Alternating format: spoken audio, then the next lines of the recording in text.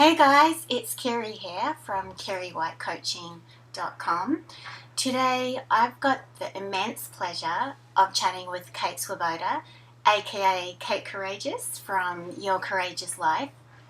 Kate's a life coach, someone who I think is an exquisite writer, a speaker, and someone who teaches others how to powerfully practice courage. Quick, Kate, hi. Hi. I'm just going to wax on a little bit about you just for a minute, and then I'll come back to you. So Kate is the creator of numerous online coaching programs and tools. My personal favourite is the Coaching Blueprint, which I have right here. Printed out and everything. Yes, awesome. Just like you recommended. Look, I've spent thousands of dollars on tools for my business and just personal development, and I'm still going to say that the Coaching Blueprint remains like one of the most valuable resources you can buy online if you're a coach, even whether you're starting out or even if you're a few years into your business. It is amazing.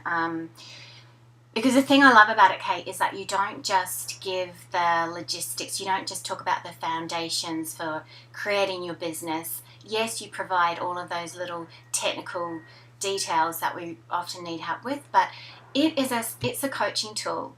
Like for me, it's a self-coaching tool. It got me to really tap into the stuff that I did not want to really face.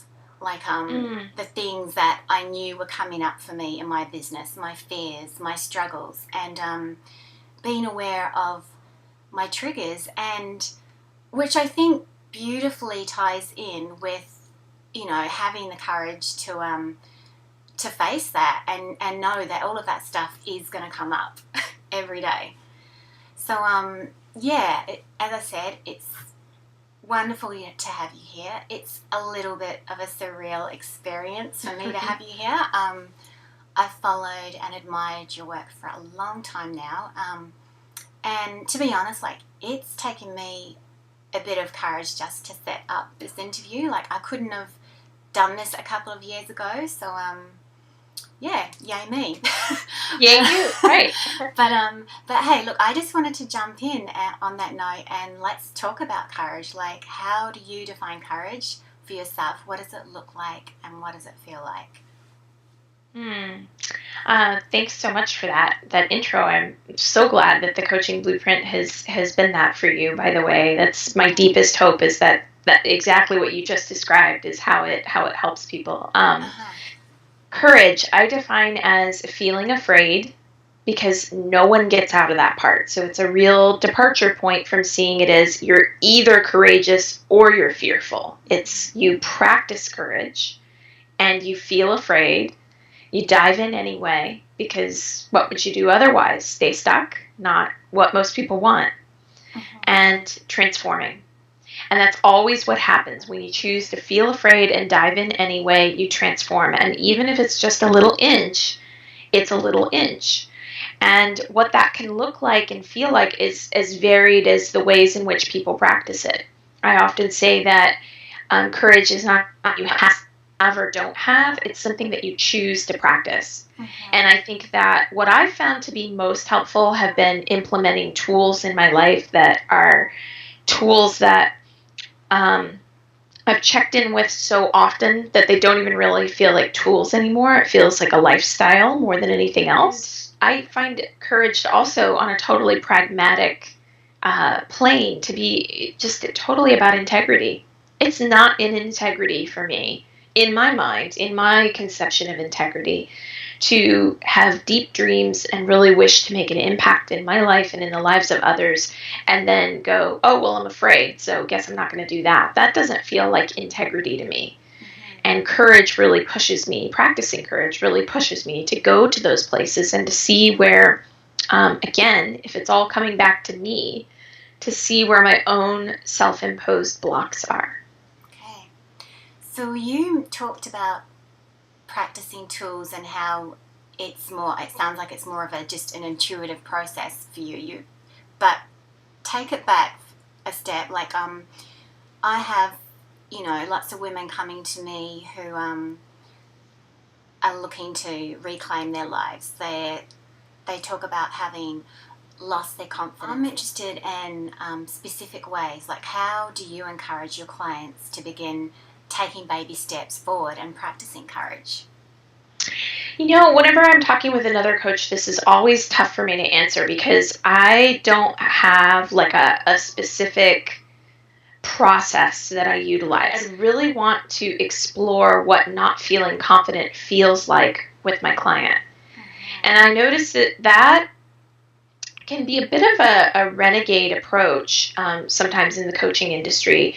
The typical approach tends to be that most of us are taught in training anyway, is somebody says they're not feeling confident, so you question them about a time when they did feel confident or when they imagined they would. Yeah. And then you come up with like action steps for looking at how they can feel more confident. And I often find that sometimes what I'll describe with a client is that I think that the work happens on two parallel tracks that are side by side. Uh-huh. So it's like there is absolutely benefit to this track of we're going to figure out what you imagine this would look like or what you've experienced it looks like before, and we're going to go ahead and we're going to come up with action steps and that support you creating that space. But then there's the internal plane. There's the emotional plane.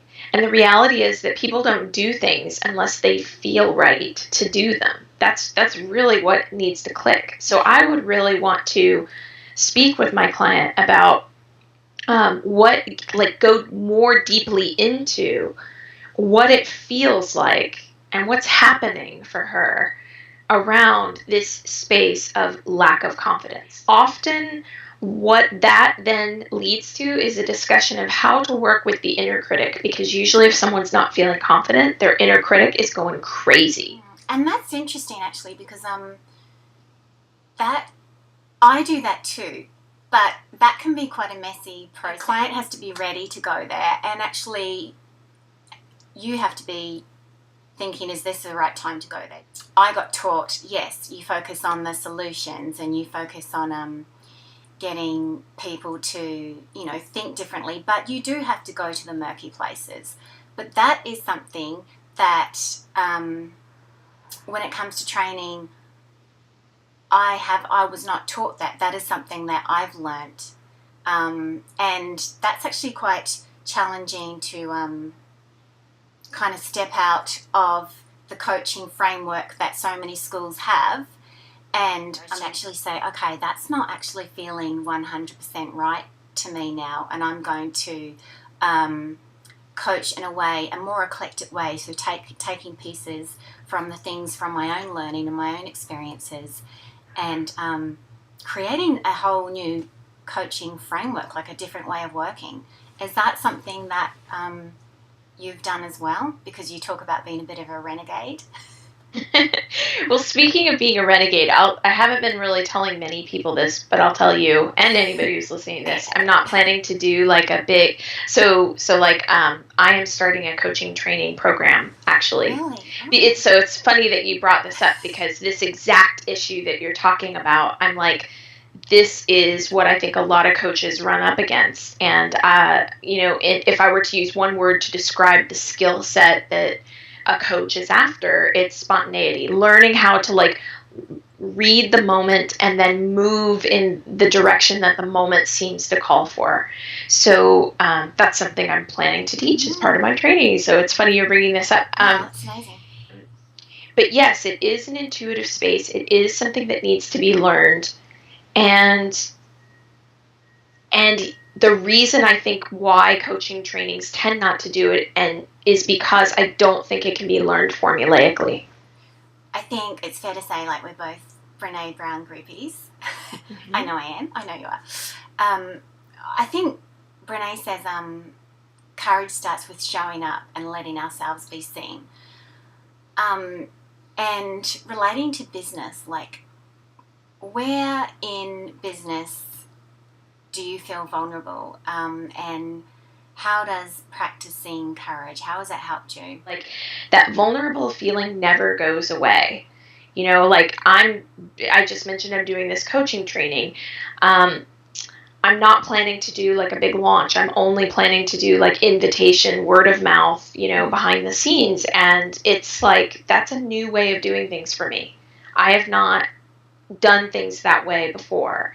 And so I'm totally having feelings of it's what I call it the what if no one comes to my party feeling. Yeah. You know, it's like, and I've had that launching products. I've had that with my very first blog post ever. I've had that the first time I ever sent out a newsletter. I've had that the first time that I ever changed, you know, finally to like a really good newsletter and, you know, felt like I had to make it good. Every product, every offering, that vulnerability is there of what if no one comes to my party, and really recognizing that that feeling, that fear, what if no one comes to my party, is solely about me and about the hungry parts of me that, you know, still have a wound around, am I good enough and what do I make it mean? And I think that as you go on in business, to speak to that part of the question, you just get more and more comfortable with the idea that that's just them's the breaks. That's just kind of how it goes. And you build more confidence around trusting that the right people will show up. I know people who are so high quality, so great at what they do, and even they have bad launches. It's the way it goes sometimes. Yeah, for sure. I think that's so encouraging too. Because, it's always like, when do we get there? When do we get there? When do we get there? And I don't think we ever get there. Like, it's all arrived. Here we are. Here. Yeah, I find that so encouraging. I just wanted to finish up, if you don't mind. I've heard some rumours about the coaching blueprint and that it's going through some exciting developments. Are you allowed to give me a sneak peek of what's going on with that? I am the head boss lady of my company, so I think I am. All right, good. So Coaching Blueprint downloadable program has been housed under the auspices of my yourcourageouslife.com website for many years, and it's just gotten bigger and bigger, and I'm just going, it is time to actually give it its own home. So coachingblueprint.com will be its new home. It's going to be a hub online just for life coaches, although I say just for life coaches, but to be honest, if some lovely acupuncturists or therapists show up, I don't turn people away. It's mostly about heart-centered, client-centered practices. And it's going to, you know, the program will still be available, but I'm also going to be talking to people about their experiences and so more content, more regular blog that gets updated, and at least through the end of 2013, I'll be offering free workshops. Wow. And these workshops are going to be like little afternoon, I envision them as like brown bag lunch type things where, you know, I'm going to hold them at noon on Thursdays, and people can come and eat lunch and get like a little 2 hour, 1 hour, 2 hour, you know, type of workshop on a topic related to coaching and coaches. And it looks like the first topic is going to be working through internal money barriers. Nice. Well, I can come if I can work out the time zone thing. I'll be there. Right. Awesome. Congratulations. That sounds amazing. Very exciting. Is there a date? October 3rd. October 3rd. Okay. Yeah. Really soon. Just 2 weeks from today. Okay. Awesome. 2 weeks from today at this time, I will be kicking back with a glass of wine and clinking my husband a toast on having launched a website. So beautiful. Well, anyone, who is not aware of the Coaching Blueprint, highly recommend it. Can't say enough about it. So I guess you're going to have your own site for that. But let's just finish off by, can you tell me what's your favourite social media? Where are we most likely to find you? I don't have a favorite social media, but probably Your Courageous, the Your Courageous Life Facebook page. So facebook.com/Your Courageous Life.